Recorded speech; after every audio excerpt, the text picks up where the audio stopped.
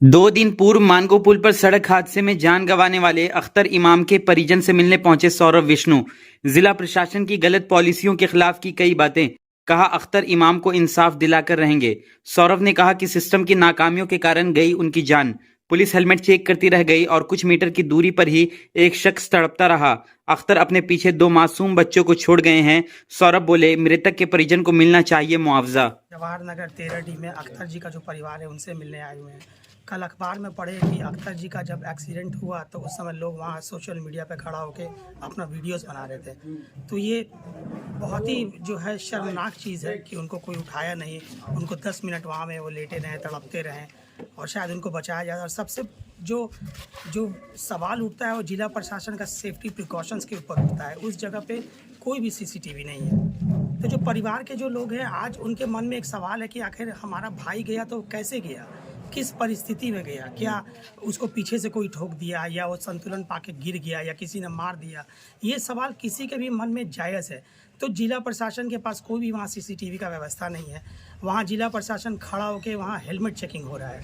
आप देखिए, आए दिन हेलमेट चेकिंग पे जो लोग रहते हैं वो दुरुस्त रहते हैं। हेलमेट चेकिंग के नाम पे दमदोर वसूली किया जा रहा है। अब तो 4 चक्का को भी रोका जा रहा है। तो जिला प्रशासन पे ये सवाल तो उठेगा ही कि आप लोगों की सेफ्टी एंड सिक्योरिटी आपका प्राथमिकता होना चाहिए, आपका प्राइमरी कंसर्न होना चाहिए कि कैसे हम जनता को सेफ रख चुके हैं। आप तो सेफ रख पाए नहीं वहाँ पे, और वहाँ पे मतलब खुलेआम जो है हेलमेट चेकिंग हो रहा है, खुलेआम जो है पैसा का लेना देना हो रहा है। तो ये परिवार के लोग कहाँ जाएँ, और हम आने वाले समय में कैसे वहाँ ऐसा सिचुएशन, हम सेफ्टी सिचुएशन जो हम है वो बनाएंगे ताकि किसी और के साथ इस तरह की घटना ना हो जो अख्तर जी के साथ हुआ है। ये सब बहुत बड़ा सवाल है, जिला प्रशासन को यहाँ सामने आना चाहिए। और ये जो परिवार है ये गरीब परिवार है, 2 यहाँ इनके छोटे बच्चे हैं। ये अपने परिवार के जो पिलर थे, कमाते थे और जो भी बन पड़ता था परिवार को चलाने के लिए, तो आज उनके नहीं रहने से यार इनको कौन सपोर्ट करेगा। तो जो स्थानीय विधायक हैं उनको अपने विधायक फंड से इनको सपोर्ट देना चाहिए।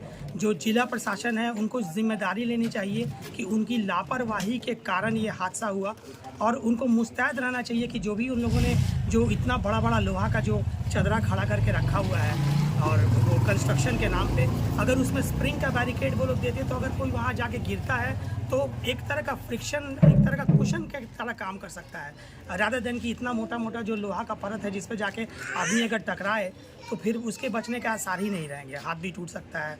और यहाँ तो इस जो केस है उसमें तो उनका जान ही चला गया। तो ये सब बहुत बड़ा सवाल है जो आज उनके पिताजी, उनके छोटे भाई और जितने भी लोग हैं उनके मन में ये सवाल है, वो लोग इसका जवाब चाहते हैं। तो हम जिला प्रशासन से अनुरोध कर रहे हैं कि उनके घर आए।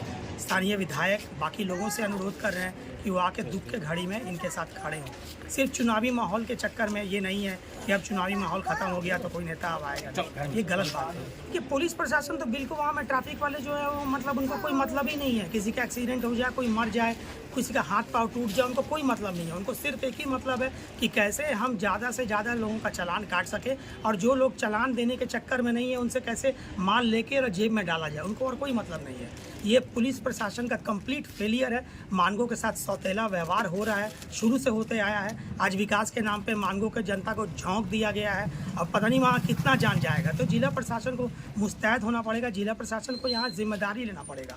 उनका सिर्फ पल्ला झाड़ देने से कि हमारा यहाँ ट्रैफिक है, हम आपके पास, आप वहाँ खड़ा होकर क्या कर रहे थे? अगर आपके पास वहाँ इस चीज़ का कोई जवाब नहीं है तो वहाँ का सारा प्रशासन में जितने लोग हैं उनको बदलिए और ऐसे जिम्मेदार लोगों को लेके आइए जो सेफ्टी और प्रिकॉशन पे काम कर सके। साथ में उनका जो भी सिक्योरिटी प्रोटोकॉल है कि हम हेलमेट चेकिंग कर रहे हैं वो भी कीजिए, लेकिन आपको ये भी करना होगा। आपके हाथ से बहुत भारी भूल हो गई है, और DC और जो भी ट्रैफिक के जो पदाधिकारी हैं उनको इसकी जिम्मेदारी लेना पड़ेगा।